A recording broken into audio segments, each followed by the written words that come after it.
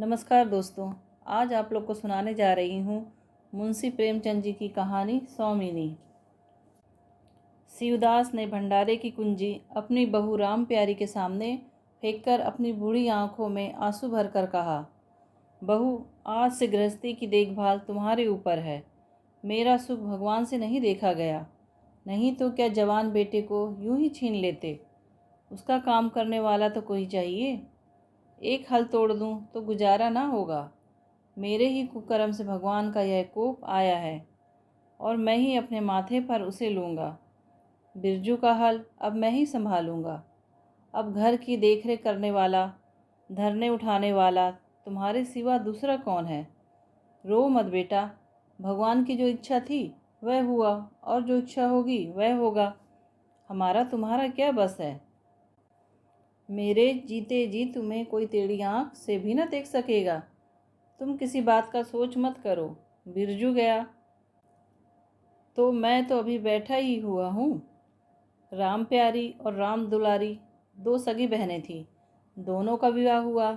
मथुरा और बिरजू दो सगे भाइयों से हुआ। दोनों बहनें नेहर की तरह ससुराल में भी प्रेम और आनंद से रहने लगी। शिवदास को पेंशन मिली।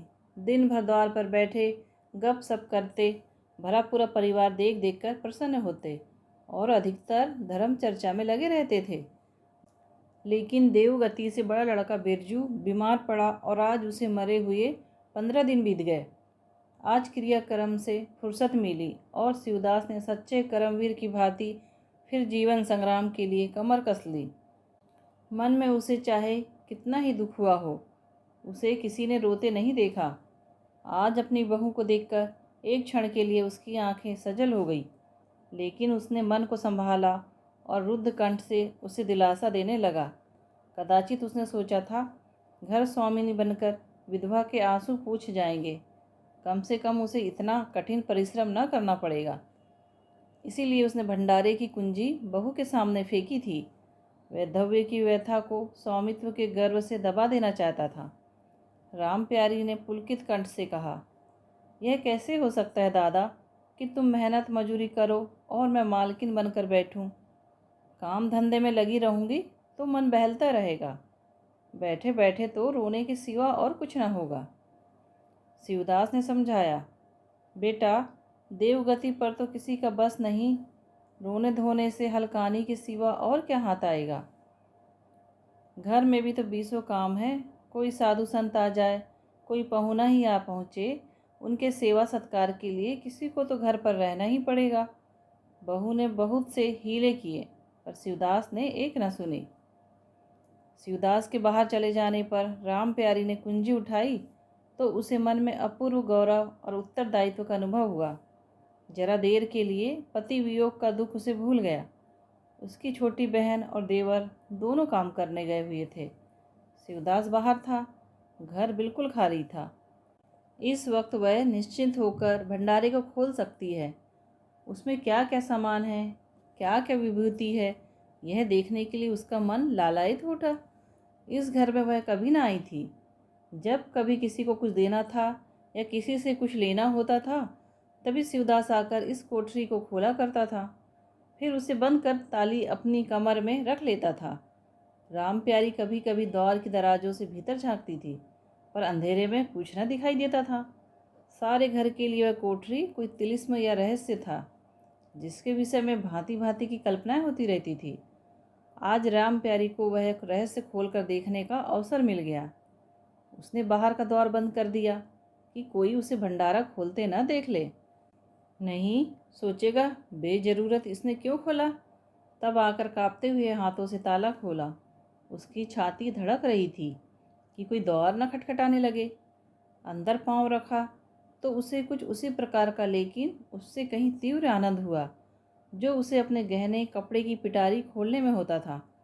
मटकों में गुड़, शक्कर, गेहूँ आदि चीज़ें रखी हुई थी। एक किनारे बड़े बड़े बर्तन भरे थे जो शादी ब्याह के अवसर पर निकाले जाते थे या मांगे दिए जाते थे।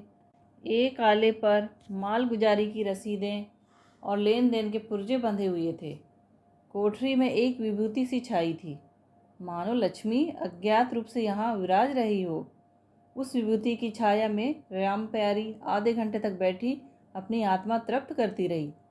प्रति क्षण उसके हृदय पर ममतत्व का नशा सा छाया जा रहा था। जब वह उस कोठरी से निकली तो उसके मन के संस्कार बदल गए थे, मानो किसी ने उस पर मंत्र डाल दिया हो। उसी समय द्वार पर किसी ने आवाज़ दी। उसने तुरंत भंडारे का द्वार बंद किया और जाकर सदर दरवाज़ा खोल दिया। देखा तो पड़ोसन झुनिया खड़ी है और 1 रुपया मांग रही है। राम प्यारी ने रुखाई से कहा, अभी तो 1 पैसा घर में नहीं है जीजी, क्रियाक्रम में सब खर्च हो गया। झुनिया चकरा गई। चौधरी के घर में इस समय 1 रुपया भी नहीं है। यह विश्वास करने की बात न थी। जिसके यहाँ सैकड़ों का लेन देन है वह सब कुछ क्रियाक्रम में नहीं खर्च कर सकता। अगर शिवदास ने बहाना किया होता तो उसे आश्चर्य न होता। प्यारी तो अपने सरल स्वभाव के लिए गांव में मशहूर थी। अक्सर शिवदास की आंखें बचाकर पड़ोसियों को इच्छित वस्तुएं दे दिया करती थी। अभी कल ही उसने जानकी को शेर भर दूध दे दिया था। यहाँ तक कि अपने गहने तक मांगे दे देती थी। कृपण शिवदास के घर में ऐसी सखरज बहू का आना गांव वाले अपने सौभाग्य की बात समझते थे। झुनिया ने चकित होकर कहा, ऐसा ना कहो जिज्जी, बड़े गाड़े में पड़कर आई हूँ। नहीं, तुम जानती हो मेरी आदत ऐसी नहीं है, बाकी का 1 रुपया देना है। प्यादा द्वार पर खड़ा बकझक रहा है। रुपये दे दो तो किसी तरह ये विपत्ति टले। मैं आज से 8वें दिन आकर दे जाऊंगी। गांव में और कौन घर है जहां मांगने जाऊं। प्यारी टस से मस न हुई। उसके जाते ही प्यारी सांझ के लिए रसोई पानी का इंतजाम करने लगी। पहले चावल दाल बिन्ना पहाड़ लगता था और रसोई में जाना तो सूली पर चढ़ने से कम न था। कुछ देर दोनों बहनों में झाँव झाँव होती, तब शिवदास आकर कहते, क्या आज रसोई न बनेगी? तो 2 में से एक उठती और मोटे मोटे तिक्कड़ लगाकर रख देती, मानो बैलों का राती भो। आज प्यारी तन मन से रसोई के प्रबंध में लगी हुई है। अब वह घर की स्वामिनी है। तब उसने बाहर निकल कर देखा कितना कूड़ा करकट पड़ा हुआ है। बुढ़ऊ दिन भर मक्खी मारा करते हैं, इतना भी नहीं होता कि जरा झाड़ू ही लगा दें। अब क्या इनसे इतना भी ना होगा? दौर ऐसा चिकना चाहिए कि देखकर आदमी का मन प्रसन्न हो जाए। यह नहीं कि उपकाई आने लगे। अभी कह दूं तो तिनक उठेंगे। अच्छा, यह मुन्नी नांद से अलग क्यों खड़ी है? उसने मुन्नी के पास जाकर नांद में झांका। दुर्गंध आ रही थी। ठीक, मालूम होता है महीनों से पानी ही नहीं बदला गया। इस तरह तो गाय रह चुकी, अपना पेट भर लिया, छुट्टी हुई और किसी से क्या मतलब। हाँ, दूध सबको अच्छा लगता है। दादा दौर पर बैठे चिलम पी रहे हैं, मगर इतना नहीं होता है कि 4 घड़ा पानी नांद में डाल दे। मजदूर रखा है, वह भी 3 कौड़ी का, खाने को 1.5 सेर, काम करते नानी मरती है। आ जाते हैं तो पूछती हूँ, नान में पानी क्यों नहीं बदला? रहना हो तो रहे या जाए। आदमी बहुत मिलेंगे, चारों ओर तो लोग मारे मारे फिर रहे हैं, आखिर उससे ना रहा गया। घड़ा उठाकर पानी लाने चली। शिवदास ने पुकारा, पानी? क्या होगा बहू, इसमें पानी भरा हुआ है। प्यारी ने कहा, नांद का पानी सड़ गया है। मुन्नी भूसे में मुंह नहीं डालती, देखते नहीं हो कोस भर पर खड़ी है। शिवदास मार्मिक भाव से मुस्कुराए और आकर बहू के हाथ से घड़ा ले लिया। कई महीने बीत गए। प्यारी के अधिकार में आते ही उस पर घर में जैसे बसंत आ गया। भीतर बाहर जहाँ देखिए किसी निपुण प्रबंधक के हस्त कौशल, सुविचार और सुरुचि के चिन्ह दिखते थे।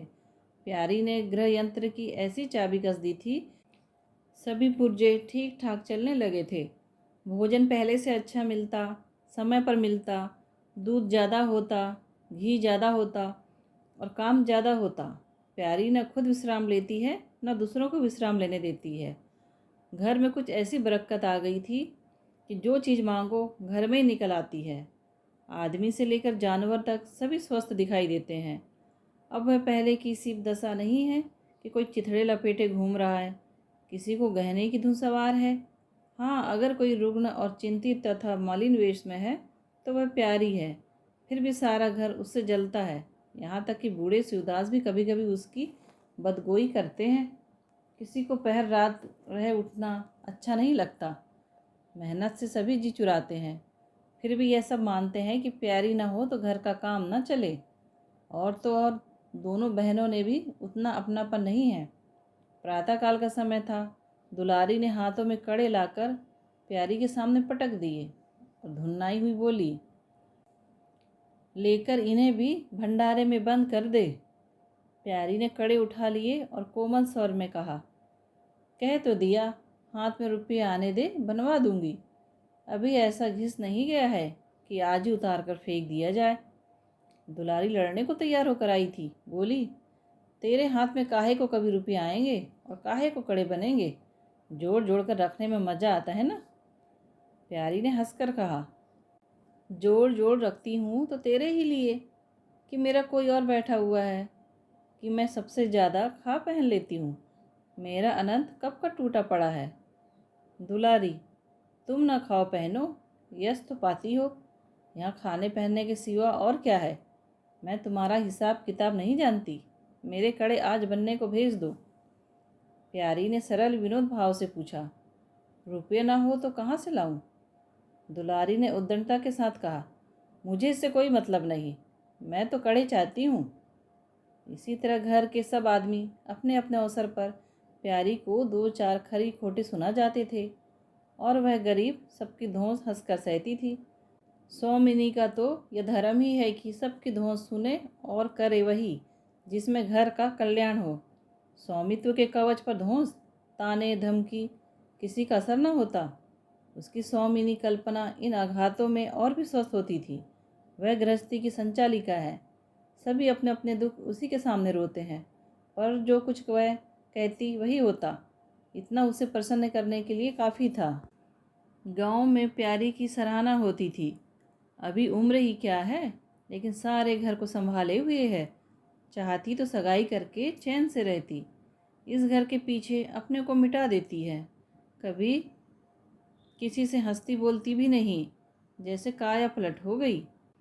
कई दिन बाद दुलारी के कड़े बनकर आ गए। प्यारी खुद सुनार के घर दौड़ दौड़ गई। संध्या हो गई थी। दुलारी और मथुरा हार से लौटे। प्यारी ने नए कड़े दुलारी को दिए। दुलारी निहाल हो गई। चटपट कड़े पहने और दौड़ी हुई बरोंडे में जाकर मथुरा को दिखाने लगी। प्यारी बरोंडी के द्वार पर छिपी खड़ी यह दृश्य देखने लगी। उसकी आंखें सजल हो गई। दुलारी उससे कुल 3 ही साल तो छोटी है और दोनों में कितना अंतर है। उसकी आंखें मानो उस दृश्य पर जम गई। दंपत्ति का वह सरल आनंद, उनका प्रेमालिंगन, उनकी मुग्ध मुद्रा प्यारी की टकटकी सी बंध गई। यहाँ तक कि दीपक के धुंधले प्रकाश में वे दोनों उसकी नज़रों से गायब हो गए और अपने ही अतीत जीवन की एक लीला आंखों के सामने बार बार नए नए रूप में आने लगी। सहसा शिवदास ने पुकारा, बड़ी बहू, 1 पैसा दो, तंबाकू मंगवाऊं। प्यारी की समाधि टूट गई। आंसू पोंछती हुई भंडारे में पैसा लेने चली गई। एक एक करके प्यारी के गहने उसके हाथ से निकलते जाते थे। वह चाहती थी मेरा घर गांव में सबसे संपन्न समझा जावे और इस महत्वाकांक्षा का मूल्य देना पड़ता था। कभी घर की मरम्मत के लिए, कभी बैलों की नई गोई खरीदने के लिए, कभी नातेदारों के व्यवहारों के लिए, कभी बीमारों की दवा दारू के लिए रुपये की ज़रूरत पड़ती थी। और जब बहुत कतर व्योंत करने पर भी काम न चलता तो वह अपनी कोई न कोई चीज़ निकाल देती और चीज़ एक बार हाथ से निकलकर फिर न लौटती थी। वह चाहती तो इनमें से कितने ही खर्चों को टाल जाती, पर जहाँ इज्जत की बात आ पड़ती थी वह दिल खोलकर खर्च करती। अगर गांव में हेटी हो गई तो क्या बात रही, लोग उसी का नाम तो धरेंगे। दुलारी के पास भी गहने थे। 2-1 चीज़ें मथुरा के पास भी थी, लेकिन प्यारी उनकी चीज़ें न छूती। उनके खाने पहनने के दिन हैं, वे इस जंजाल में क्यों फंसे। दुलारी को लड़का हुआ। प्यारी ने धूम से जन्मोत्सव मनाने का प्रस्ताव दिया। शिवदास ने विरोध किया। क्या फ़ायदा, जब भगवान की दया से सगाई ब्याह के दिन आएंगे तो धूमधाम से कर लेना। प्यारी का हौसले से भरा दिल क्यों मानता। बोली, कैसी बात कहते हो दादा, पहलोटी लड़के के लिए भी धूमधाम ना हुआ तो कब होगा। मन तो नहीं मानता। फिर दुनिया क्या कहेगी? नाम बड़े दर्शन छोटे। मैं तुमसे कुछ नहीं मांगती, अपना सारा इंतजाम कर लूँगी। गहनों के माथे जाएगी और क्या? शिवदास ने चिंतित होकर कहा। इस तरह एक दिन धागा भी न बचेगा। कितना समझाया बेटा, भाई भौजाई किसी के नहीं होते। अपने पास दो चीज़ें रहेगी तो सब मुंह जोहेंगे, नहीं तो कोई सीधी बात ना करेगा। प्यारी ने ऐसा मुंह बनाया मानो वह ऐसी बूढ़ी बातें बहुत सुन चुकी हो, और बोली, जो अपने हैं वे ना भी पूछें तो भी अपने ही रहते हैं। मेरा धर्म मेरे साथ है, उनका धर्म उनके साथ है। मर जाऊंगी तो क्या छाती पर लाद के ले जाऊंगी? धूमधाम से जन्मोत्सव मनाया गया। बरही के दिन सारी बिरादरी का भोज हुआ। लोग खा पी कर चले गए तो प्यारी दिन भर की थकी मांदी आंगन में एक टाट का टुकड़ा बिछाकर कमर सीधी करने लगी। आंखें झपक गई। मथुरा उसी वक्त घर में आया। नवजात पुत्र को देखने के लिए उसका चित्त व्याकुल हो रहा था। दुलारी सौर ग्रह से निकल चुकी थी। गर्भावस्था में उसकी देह क्षीण हो गई थी, मुंह भी उतर गया था, पर आज स्वच्छता की लालिमा मुंह पर छाई हुई थी। मातृत्व के गर्व और आनंद ने अंगों में संजीवनी सी भर रखी थी। शोर के समय और पौष्टिक भोजन ने देह को चिकना कर दिया था।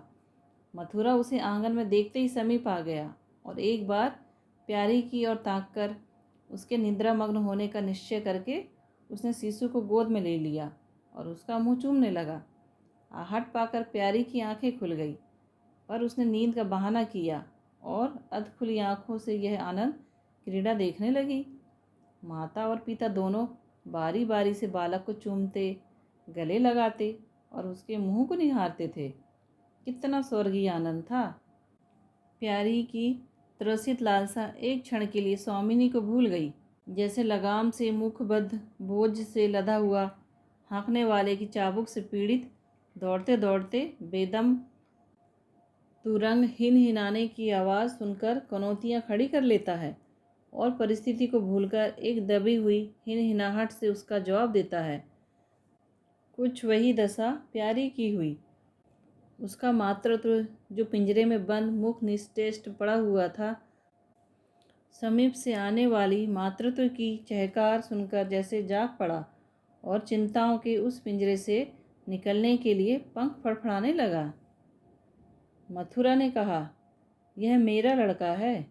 दुलारी ने बालक को गोद में चिमटाकर कहा, हाँ है क्यों नहीं, तुम्ही ने तो 9 महीने पेट में रखा है।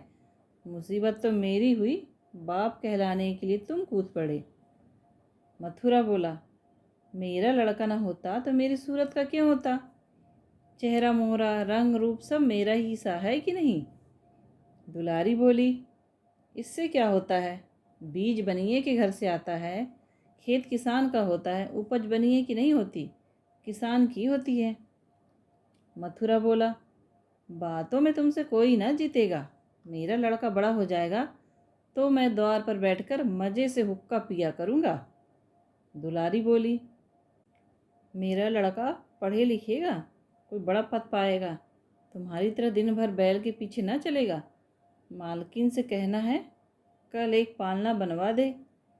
मथुरा बोले, अब बहुत सवेरे न उठा करना और छाती फाड़कर काम भी ना करना। दुलारी बोली, यह महारानी जी ने देगी? मथुरा बोले, मुझे तो बेचारी पर दया आती है। उसके कौन बैठा हुआ है, हम लोगों के लिए तो मरती है। भैया होते तो अब तक 2-3 बच्चों की माँ हो गई होती। प्यारी के कंठ से आंसुओं का ऐसा वेग उठा कि उसे रोकने में सारी देह कांप उठी।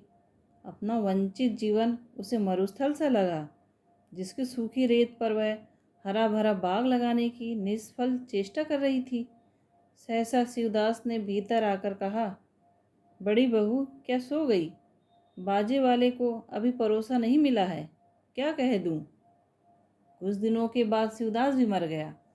उधर दुलारी के 2 बच्चे और हुए। वह भी अधिकतर बच्चों के लालन पालन में व्यस्त रहने लगी। खेती का काम मजदूरों पर आ पड़ा। मथुरा मजदूर तो अच्छा था, संचालक अच्छा ना था। उसे स्वतंत्र रूप से काम लेने का कभी अवसर न मिला था। खुद पहले भाई की निगरानी में काम करता रहा, बाद में बाप की निगरानी में करने लगा। खेती का तार भी न जानता था। वही मज़दूर उसके यहाँ टिकते थे जो मेहनती नहीं, खुशामद करने में कुशल होते थे। इसीलिए प्यारी को अब दिन में 2-4 चक्कर खेत का भी लगाना पड़ता। कहने को तो अब मालकिन थी, पर वास्तव में घर भर की सेविका थी। मज़दूर भी उससे त्योरियां बदलते, जमींदार का प्यादा भी उसी पर धौंस जमाता। भोजन में भी किफ़ायत करनी पड़ती। लड़कों को तो जितनी बार मांगे उतनी बार कुछ न कुछ चाहिए।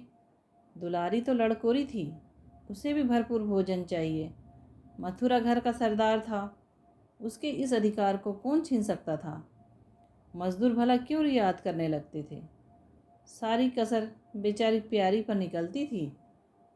वह एक फालतू चीज़ थी, अगर आधा पेट खाए तो किसी को कोई हानि न हो सकती थी। 30 बरस की अवस्था में उसके बाल पक गए, कमर झुक गई, आँखों की ज्योति कम हो गई, मगर वह प्रसन्न थी। स्वामित्व का गौरव इन सारे जख्मों पर मरहम का काम करता था। एक दिन मथुरा ने कहा, भाभी अब तो कहीं परदेश जाने का जी होता है। यहाँ कमाई में कोई बरकत नहीं, किसी तरह पेट की रोटियाँ चल जाती है, वह भी रोध होकर। कई आदमी पूरब से आए हैं, वे कहते हैं वहाँ 2-3 रुपये रोज़ की मजदूरी हो जाती है। 4-5 साल भी रह गया तो मालो माल हो जाऊँगा। अब आगे लड़के बाले हुए, इनके लिए तो करना ही चाहिए। दुलारी ने समर्थन किया। हाथ में 4 पैसे होंगे, लड़कों को पढ़ाएंगे लिखाएंगे। हमारी तो किसी तरह कट गई, लड़कों को तो आदमी बनाना है। प्यारी ये प्रस्ताव सुनकर आवाक रह गई। उनका मुंह ताकने लगी। इसके पहले इस तरह की बातचीत कभी ना हुई थी। यह धुन कैसे सवार हो गई। उसे संदेह हुआ, शायद मेरे कारण यह भावना उत्पन्न हुई है। बोली, मैं तो जाने को ना कहूँगी, आगे जैसे तुम्हारी इच्छा हो। लड़कों को पढ़ाने लिखाने के लिए यहाँ भी तो मदरसा है। फिर क्या नित्य यही दिन बने रहेंगे। 2-3 साल भी खेती बन गई तो सब कुछ हो जाएगा।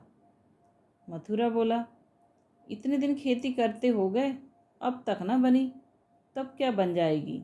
इसी तरह एक दिन चल देंगे, मन की मन में रह जाएगी।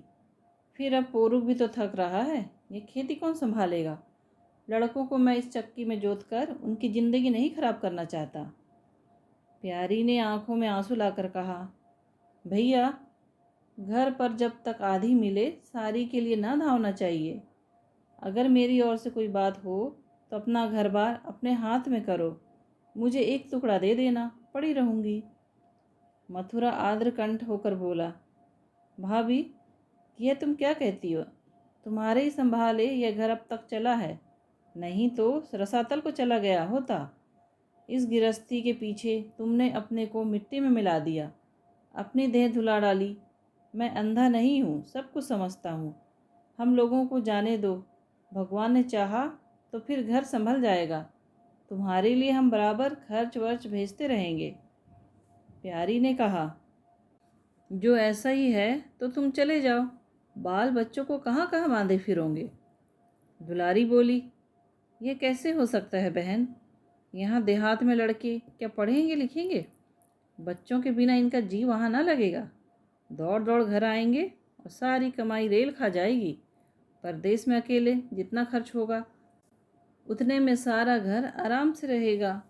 प्यारी बोली, तो मैं यहाँ रहकर क्या करूँगी, मुझे भी लेते चलो। दुलारी उसे साथ ले चलने को तैयार न थी। कुछ दिन जीवन का आनंद उठाना चाहती थी। अगर परदेश में भी ये बंधन रहा तो जाने से फ़ायदा ही क्या। बोली, बहन तुम चलती तो क्या बात थी, लेकिन फिर यहाँ का सारा कारोबार तो चौपट हो जाएगा। तुम तो कुछ ना कुछ देखभाल करती ही रहोगी। प्रस्थान की तिथि के एक दिन पहले ही राम प्यारी ने रात भर जागकर हलवा और पूरियाँ पकाई। जब से मैं इस घर आई कभी एक दिन के लिए भी अकेले रहने का अवसर नहीं आया। दोनों बहनें सदैव साथ रही। आज उस भयंकर अवसर को सामने आते देखकर प्यारी का दिल बैठा जाता था। वह देखती थी मथुरा प्रसन्न है, बाल वृंद्र यात्रा के आनंद में खाना पीना तक भूले हुए है। तो उसके जी में आता वह भी इस भांति निर्द्वंद रहे, मोह और ममता को पैरों से कुचल डाले। किंतु वह ममता जिस खाद को खा खाकर पली थी, उसे अपने सामने से हटाए जाते देखकर क्षुब्ध होने से न रुकती थी। दुलारी तो इस तरह निश्चिंत होकर बैठी थी मानो कोई मेला देखने जा रही है। नई नई चीज़ों को देखने, नई दुनिया में विचरने की उत्सुकता ने उसे क्रिया शून्य सा कर दिया था। प्यारी के सिर सारे प्रबंध का भार था। धोबी के घर के सब कपड़े आए हैं या नहीं, कौन कौन से बर्तन साथ जाएंगे, सफ़र खर्च के लिए कितने रुपयों की ज़रूरत होगी। एक बच्चे को खांसी आ रही थी, दूसरे को कई दिन से दस्त आ रहे थे। उन दोनों की औषधियों का पीसना कूटना आदि सैकड़ों ही काम व्यस्त किए हुए थे। लड़कोरी न होकर भी वह बच्चों के लालन पालन में दुलारी से कुशल थी। देखो, बच्चों को बहुत मारना पीटना मत। मारने से बच्चे जिद्दी और बेहया हो जाते हैं। बच्चों के साथ आदमी को बच्चा बन जाना पड़ता है। कभी उनके साथ खेलना पड़ता है, कभी हंसना पड़ता है।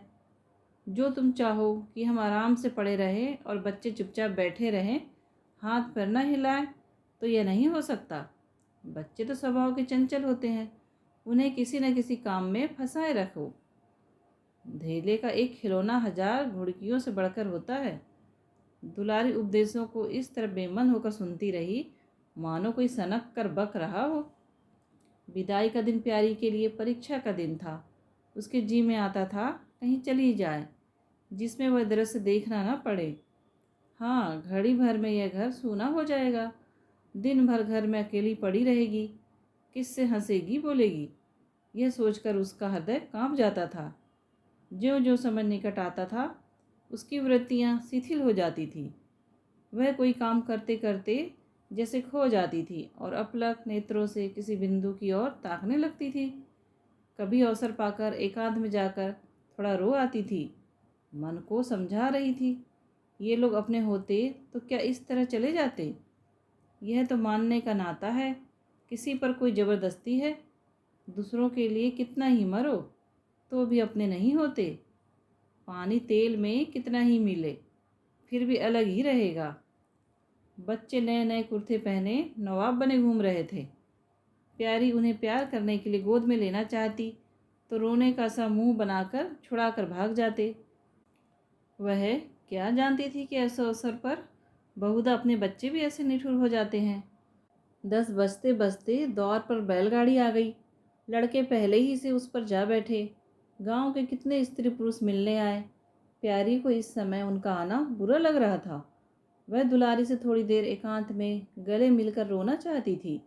मथुरा से हाथ जोड़कर कहना चाहती थी, मेरी खोज खबर लेते रहना, तुम्हारे सिवा मेरा संसार में कौन है।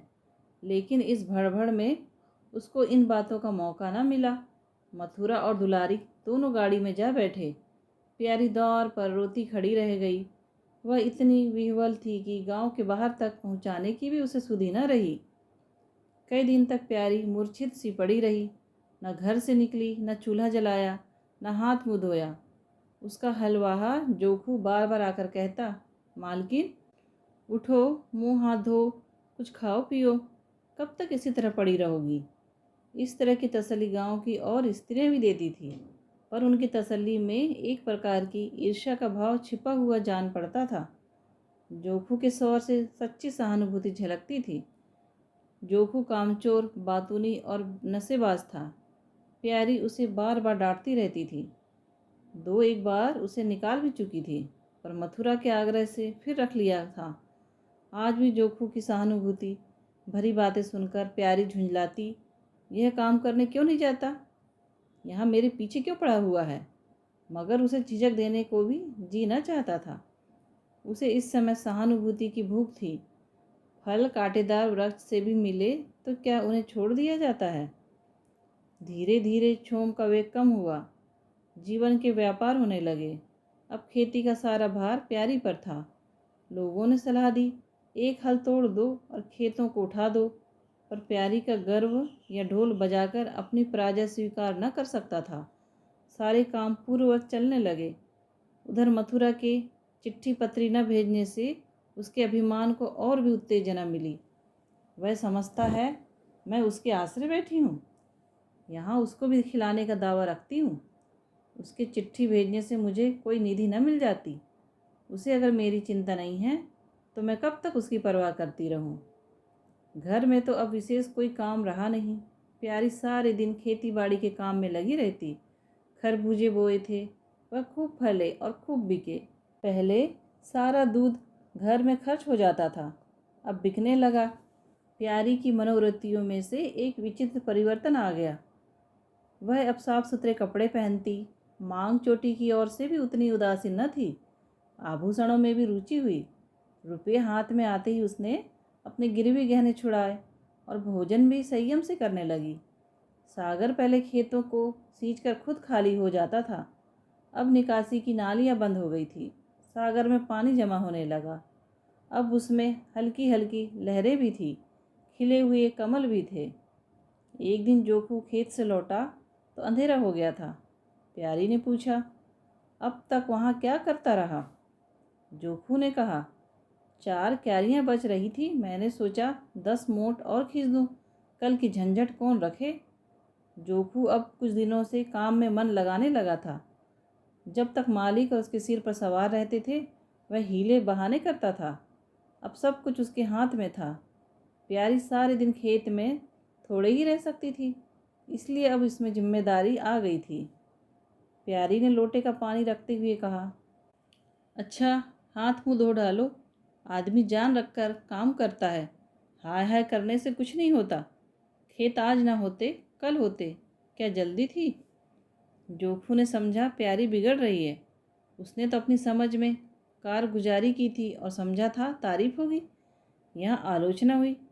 चिढ़कर बोला, मालकिन, तुम दाएं बाएं दोनों ओर चलती हो, जो बात नहीं समझती हो उसमें क्यों कूदती हो? कर के लिए तो उचवा के खेत पड़े सूख रहे हैं। आज बड़ी मुश्किल से कुआं खाली हुआ है।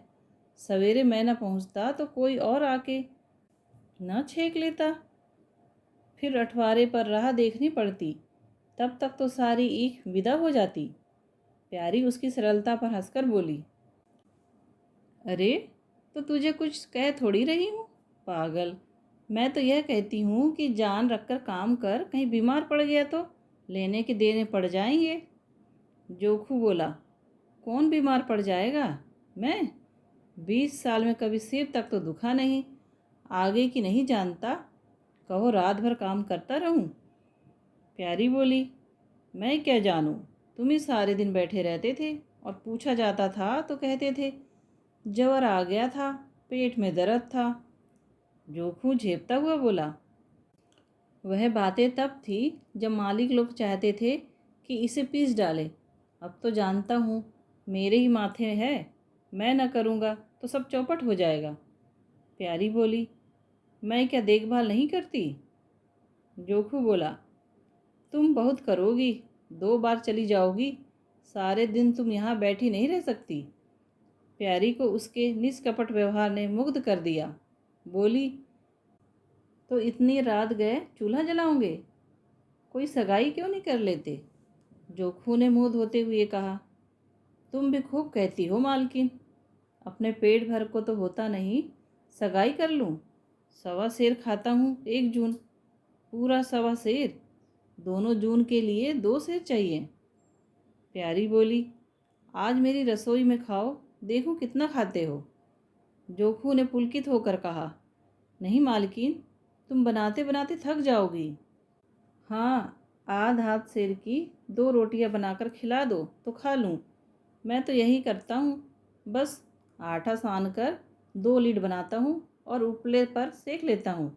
कभी मट्ठे से, कभी नमक से, कभी प्याज से खा लेता हूँ और आकर पड़ा रहता हूँ।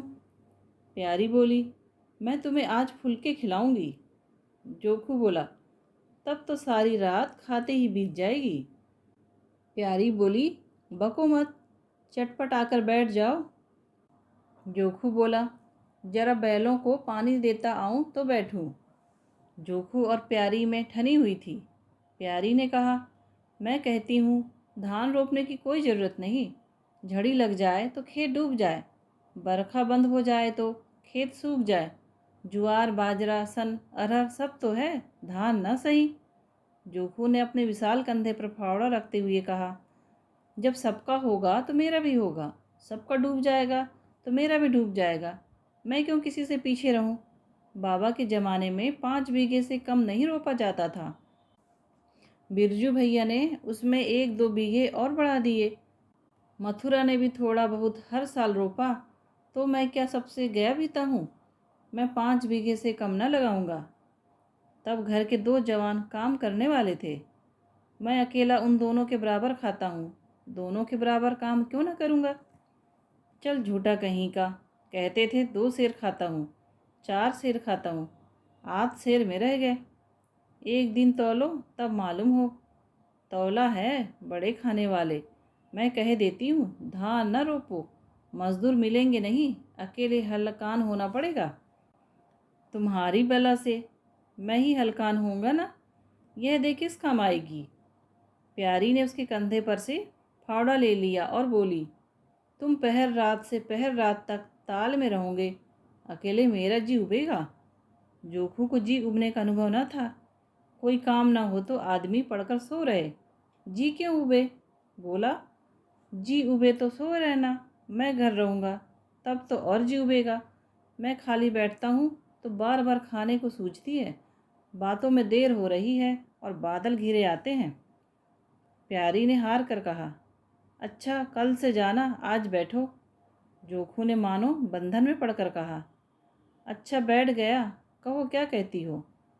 प्यारी ने विनोद करते हुए कहा, कहना क्या है, मैं तुमसे पूछती हूँ अपनी सगाई क्यों नहीं कर लेते? अकेली मरती हूँ तब 1 से 2 हो जाऊंगी। जोखू शर्माता हुआ बोला, तुमने फिर वही बेबात की बात छेड़ दी मालकिन। किससे सगाई कर लूँ यहाँ? मैं ऐसी मेहरिया लेकर क्या करूँगा जो गहनों के लिए मेरी जान खाती रहे। प्यारी बोली, यह तो तुमने बड़ी कड़ी शर्त लगाई, ऐसी औरत कहाँ मिलेगी जो गहने भी ना चाहे। जोखू बोला, यह मैं थोड़े ही कहता हूँ कि वह गहने ना चाहे, हाँ मेरी जान ना खाए। तुमने तो कभी गहनों के लिए हट ना किया, बल्कि अपने सारे गहने दूसरों के ऊपर लगा दिए। प्यारी के कपोलों पर हल्का सा रंग आ गया। बोली, अच्छा और क्या चाहते हो? जोखू बोला, मैं कहने लगूंगा तो बिगड़ जाएगी। प्यारी की आंखों में लज्जा की एक रेखा नजर आई। बोली, बिगड़ने की बात कहोगे तो जरूर बिगड़ूंगी। जोखू बोला, तो मैं ना कहूँगा। प्यारी ने उसे पीछे की ओर ढकेलते हुए कहा, कहोगे कैसे नहीं, मैं कहलाकर छोड़ूंगी। जोखू बोला, मैं चाहता हूँ कि वह तुम्हारी तरह हो, ऐसी ही गंभीर हो, ऐसी ही बातचीत में चतुर हो, ऐसा ही अच्छा खाना पकाती हो, ऐसी ही किफ़ायती हो, ऐसी ही हंसमुख हो। बस ऐसी औरत मिलेगी तो करूँगा, नहीं तो इसी तरह पड़ा रहूँगा। प्यारी का मुख लज्जा से आरक्त हो गया। उसने पीछे हटकर कहा, तुम बड़े नटखट हो, हंसी हंसी में सब कुछ कह गए। दोस्तों, कहानी सुनने के लिए बहुत बहुत धन्यवाद। कहानी पसंद आई हो तो लाइक, शेयर और सब्सक्राइब कीजिए।